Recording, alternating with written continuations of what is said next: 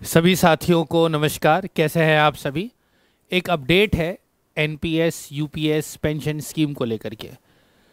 अभी आप सबके पास एक ईमेल आई होगी।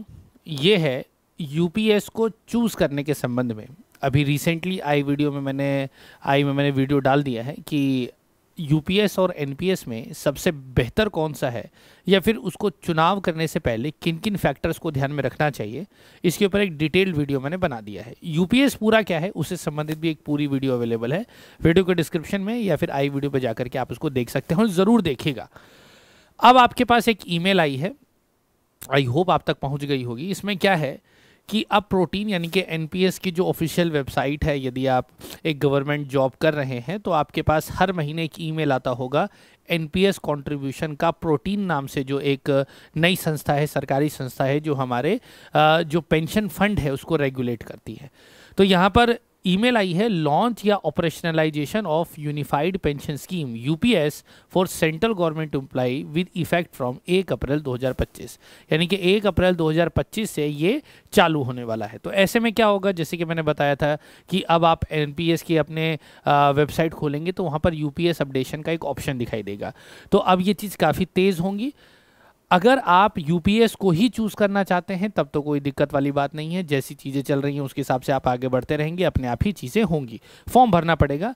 लेकिन यदि आप यूपीएस नहीं लेना चाहते हैं तो ऐसे में आपको थोड़ा अलर्ट होने की ज़रूरत है। और लेना या नहीं लेना, it all depends on you. कौन कौन से फैक्टर्स हैं, उन फैक्टर्स को ज़रूर देखिएगा, उसके बाद आप अपना फैसला लीजिएगा। तो यहाँ पर ईमेल क्या आई है, कहा जा रहा है कि भाई, we are pleased to inform that Pension Fund Regulatory and Development has issued operationalization of Unified Pension Scheme gadget notification, जो कि 19 मार्च को आया। इसी से संबंधित डिटेल डिस्कशन हमने किया है। This regularisation will come effect into 1 अप्रैल 2025 से ये लागू हो जाएगी। तो ऐसे में 3 बिंदु इन्होंने यहाँ पर हमें बताए हैं।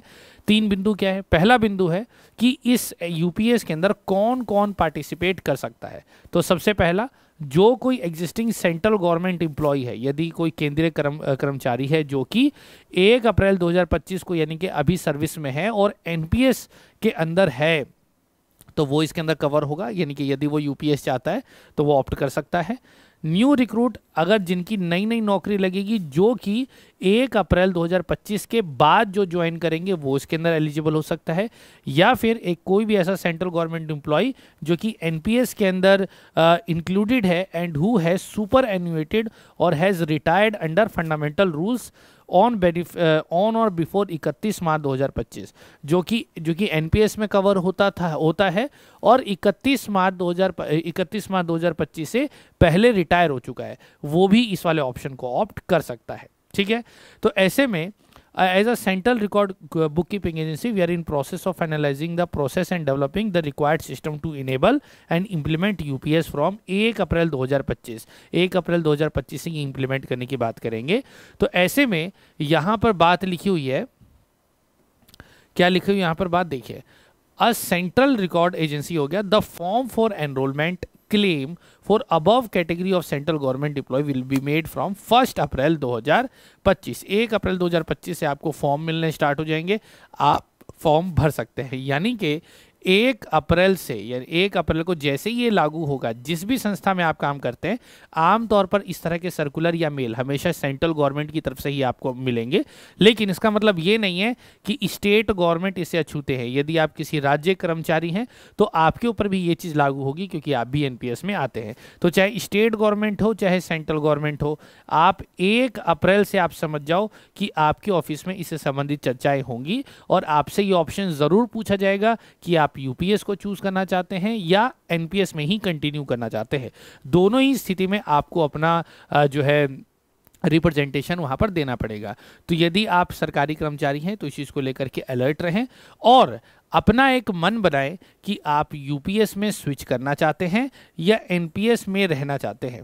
तो दोनों से संबंधित जो एक कंपैरिजन वीडियो है वो हमने डाल रखी है, डिस्क्रिप्शन में भी है, यहाँ पर भी आई बटन पे फ्लैश हो जाएगा, आप उसको देख लीजिएगा।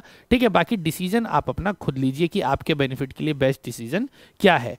खैर, पेंशन की दौड़ में ओपीएस, एनपीएस और यूपीएस लाइन में तो चल रहे हैं, उससे संबंधित जंग या लड़ाई तो चल ही रही है, लेकिन जिस तरीके से बदलाव आ रहे हैं उस बदलाव को एक्सेप्ट करना या फिर उस बदलाव में क्या बेहतर चुनाव हो सकता है ये तो करना ही पड़ेगा, क्योंकि जंग लड़ने के लिए या आगे बढ़ने के लिए अपने आप को स्टेबल रखना ज़रूरी है। तो ऐसे में इस समय एक बेहतर डिसीजन लीजिए और आपकी अपनी स्थिति के हिसाब से जो भी बेहतर है उसका आप चुनाव करें। फिलहाल अभी के लिए इतना ही, मिलते हैं अगले सत्र में। यदि कोई कंफ्यूजन है तो आप कमेंट बॉक्स में बताते रहिएगा, और इससे संबंधित अगर कोई आपको लगता है कि किसी चीज़ के ऊपर विशेष चर्चा होनी चाहिए तो उससे भी संबंधित बात आप कमेंट बॉक्स में अपना सजेशन दे सकते हैं। फिलहाल अभी के लिए इतना ही, मिलते हैं अगले सत्र में। नमस्कार।